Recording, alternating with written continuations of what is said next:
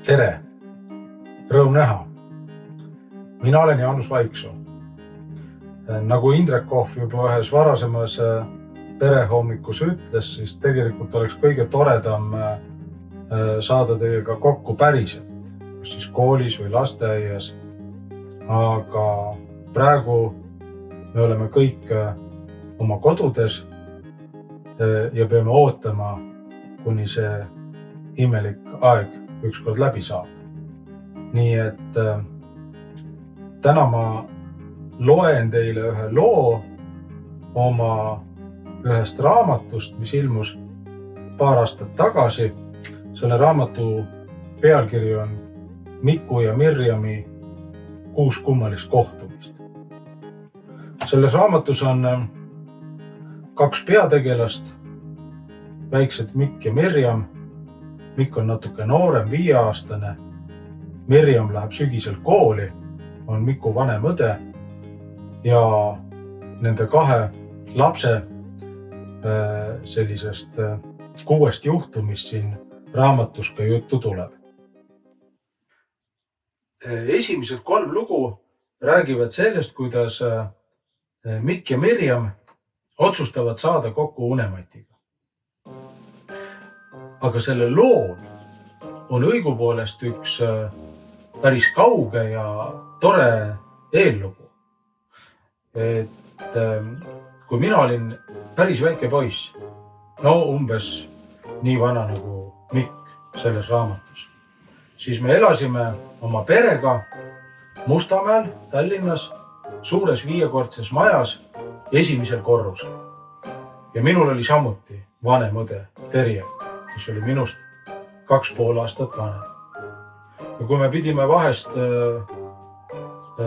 päeval magama minema, tegema lõunavina, või kui oli õhtul magama mineku aeg ja uni hästi ei tulnud, siis ema alati ütles meile, et oodake, varsti tuleb unemati ja puistab teile uneliiva silma ja siis te magate nagu kotid.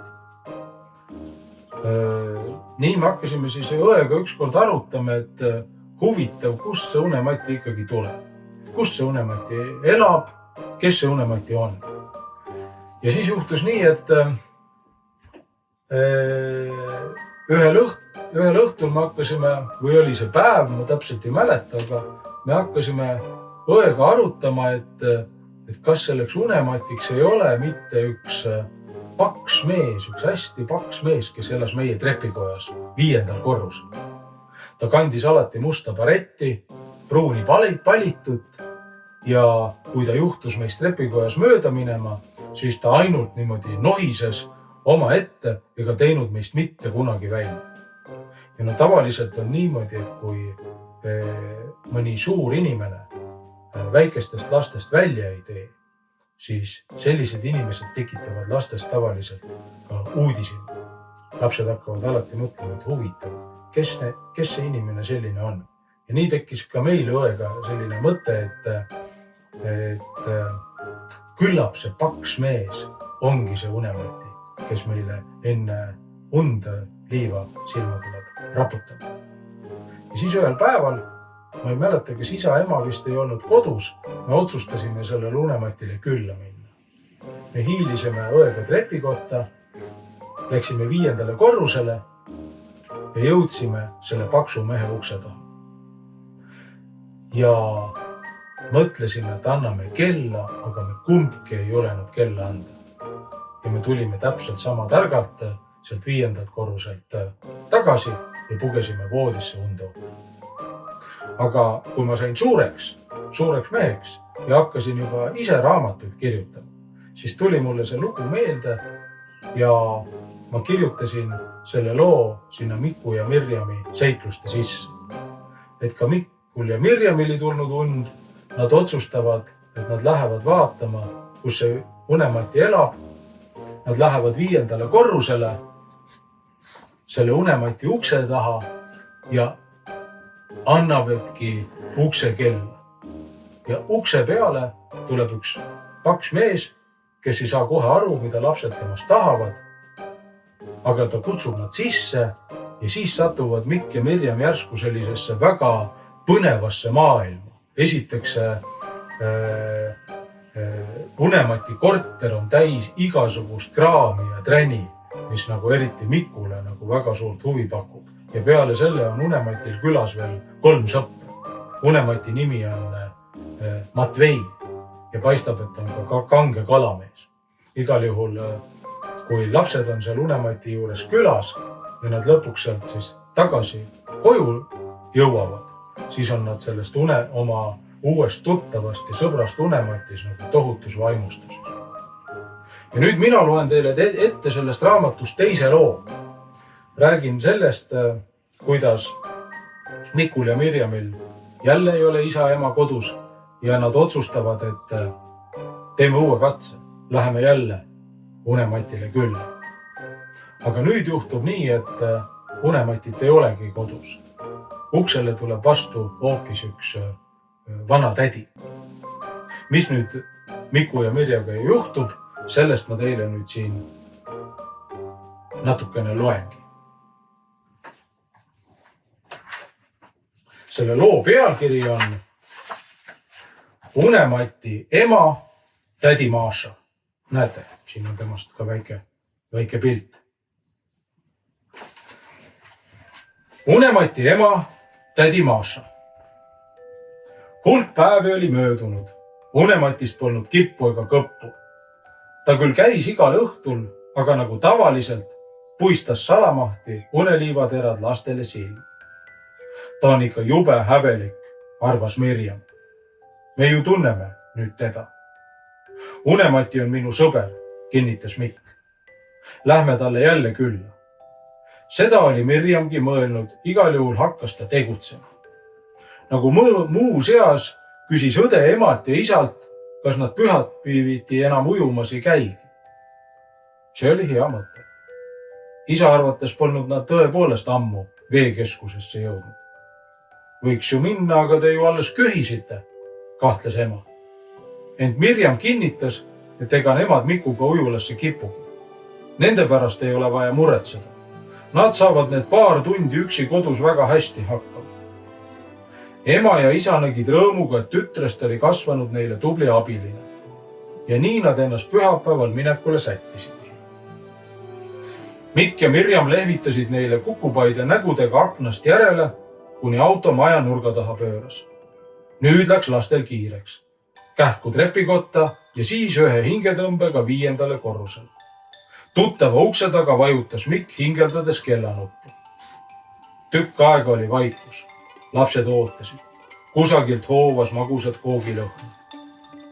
Mikk tahtis juba uuesti kella helistada, aga enne kostsid korterist tuttavad lohisevad sammud ja uks tehti lahti. Kuid see polnudki nende tuttav Unemati, vaid hoopis üks matsakas memm. Too vaatas lapsi lahke pilguga. Tere, kas Unemati on kodus? Küsis Mirjam viisakalt.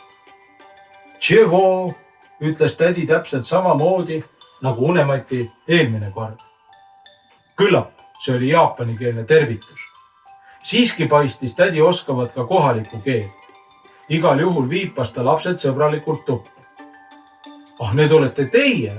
Matvei rääkis. Tulge, ärge kartke. Tulge. Mikk ja Mirjam astusid edasi. Esik oli tuttav. Kõik see kraam igal pool laiali. Ainult õngeridvad ja spinningud olid kadunud. Seda märkas Mikk kohe. Mina olen Maša, Matvei ema, Matvei kalal, seletas memm. Näete, siin on Matvei ema pilt ka. Näete, selline pilt. Matvei oligi siis Unemati, taipasid Mirjam ja Mikk. Milline ilus hellitus nimi nende suurel sõbral. Aga tädi Maša ei lasknud lastel esikus pikalt ringi vaadata. Ta haaras Miku ja Mirjami nagu seapõrsad kummagi kaenla alla ja talutas kööki. Siit need koogilõhnad siis tulidki, vedas Mikk ninaga õhku. Unemati ema tundus küll lahke, aga hästi tugev ja vastuvaidlemist vist ei sallinud. Ta surus Miku ja Mirjami laua äärde istuma, tõstis mõlemale ette taldrikutäie borsisuppi ja pistis lusikad pihku. Mikk kodus peedisuppi ei söönud, aga tädi Mašale ei julgenud ta vastu vaielda. Ka Mirjam helpis püüdlikult borši, kuid see maitseski imehästi. isegi palju paremini kui lasteaias. Tädi Maša ise veeres nagu murumuna toimekalt mööda kööki ringi. Supitaldrikud tühjad tõstis ta lauale kotletid ja praekartulid. 3. kotletti lõpetades tundis Mirjam, et iialgi varem pole ta korraga nii palju söönud. Mikk ainult matsutas ja ägises. See polnud veel kõik. Pliidi peal potis podisesid pelmeenid. Hapukoorega viivad need keele alla, kinnitas tädi Maša ning seda said Mikk ja Mirjam otse kohe proovida. Olid tõesti head. Imelik, nende kodus polnud nii häid sööke kunagi tehtud. Lõpuks võttis tädi Maša pidulikult ahjust välja imeliselt lõhnava keeksi, raputas peale tuhk suhkrut ning lõikas viiludeks. Kuidas ahjusoe keeks lastele maitses. Sinna juurde sai kumbki veel kausikese jäätist, millele memm ohtralt šokolaadi peale riivis. Ülejäänud jäätise segas tädi Maša vaarika mahlaga suurepäraseks kokteiliks. Mirjam ja Mikk võtsid kõrred ning luristasid mõnuga. Keegi ei keelanud. Memm vaatas neid heldinud pilguga. Temale oli kõige tähtsam, et lapsed sööksid ning nende põsed oleksid roosad. Et mikser oli juba kord kapist välja võetud, lõi ta igaks juhuks ka vahukoore vahtu, sest möödunud suvine maasikakompott maitses kõige paremini just vahukoorega. Vahukoort jäi ikkagi veel üle. Tädi Maša näis hetkeks arupidavat. Kuidas oleks mõne pannkoogiga, küsis ta Mikult ja Mirjamilt. Lapsed suutsid ainult noogutada, kõhud kurguni täis ja ükski sõna ei pääsenud enam suust välja. Vanamemme käed liikusid kärmelt nagu veskitiivad. Munad, jahu, piim ja suhkur segunesid taignaks ning varsti voogas pliidi poolt tuttavat pannkoogi lõhna. Täis kõht ja soe köök tegid Miku ja Mirjami uniseks. Esimesi pannkooke oodates oligi Mikk juba paar korda tukastanud. Ta suutis veel vaevalt silmi lahti hoida ja väsinud pea toetus kätele. Siis tulid pannkoogid. Vahukoorega, meega, mustikamoosiga. Kui pannkoogid otsa said, kraamis tädi Maša kapist välja vahvli küpsetaja ja tegi vahelduseks mõned vahvlid. Mikk ei suutnud enam üldse jälgida, kuidas memm kõike seda jõudis. Igal juhul ilmusid järgemööda lauale pontsikud tuhksuhkru ja šokolaadiga, moosipallid, krõbedad peseekoogid, sefiiritort, ohtrad pähklite ja rosinatega kaetud kringel, tuuletaskud, rummikoogid, röstitud saiad magusa pähkli kreemiga ja 2 väikest martsipani kujukest, jõehobu Mikule ja krokodill Mirjamile. Mikk ahmis kõiki neid hõrgutusi ja tundis, kuidas kõht järjest suuremaks paisus. Korraga kerkis ta toolilt õhku ning läks õhupallina lendu. Mikk võpatas ja tegi silmad lahti. Ta oli isas üles, kes teda parasjagu voodi poole kandis. Kuidas sa siis niimoodi kööki magama jäid, küsis isa naeratades. Mis kööki? Ei saanud unesegane Mikk millestki aru. Eks ikka meie kööki. Sul on ju praegugi suu üleni vahukoorega koos. See oli ju tädi Maša köök, pomises Mikk.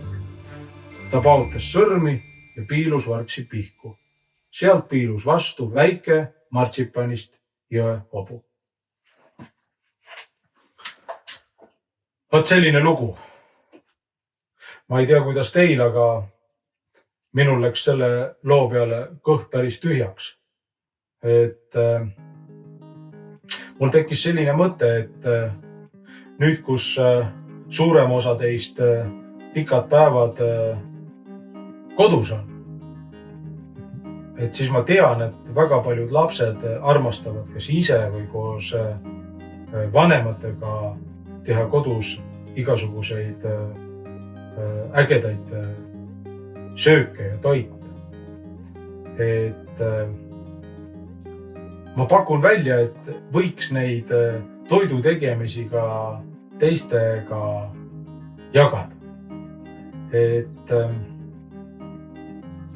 Postitage selle sama video alla Eesti Lastekirjanduse Keskuse Facebooki lehel mõned pildid oma söögi tegemisest või toredamatest toitudest. Ja teeme nii, et nende pildipostitajate vahel me siis loosime välja 2 Miku ja Mirjami raamatut.